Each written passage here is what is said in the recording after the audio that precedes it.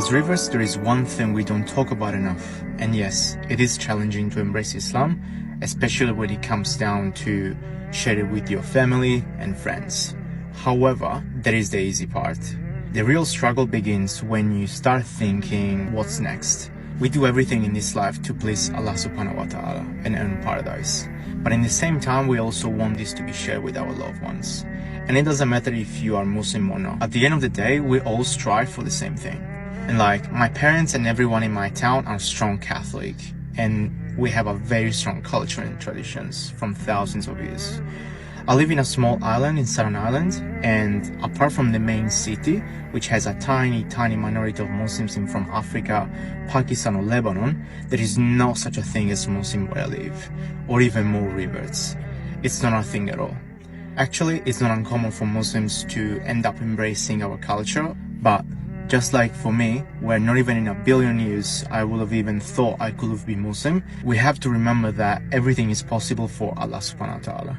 And since I know Islam is the truth, I feel for them. And when I make dua, I always say, Ya Rab, please guide them. Please let them be people of paradise. Let me hold their sin and let me pay for them. Punish me, but let them enter paradise. That is the main thing that I always ask.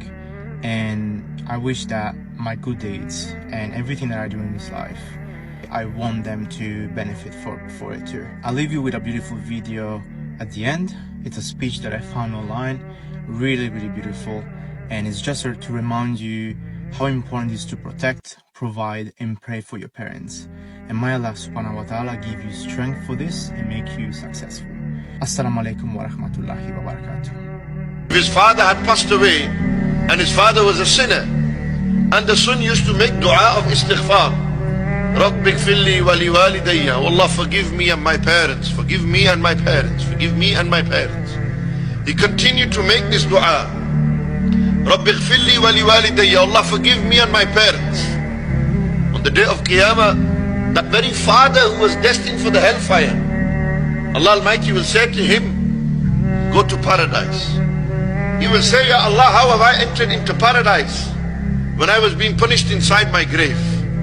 And Allah Almighty will say, Bistighfari waladika lak. Because your son used to make istighfar for you. He used to make dua for you after you passed away. His du'as worked so much in your favor that today you will enter paradise because of the istighfar and du'as of your children.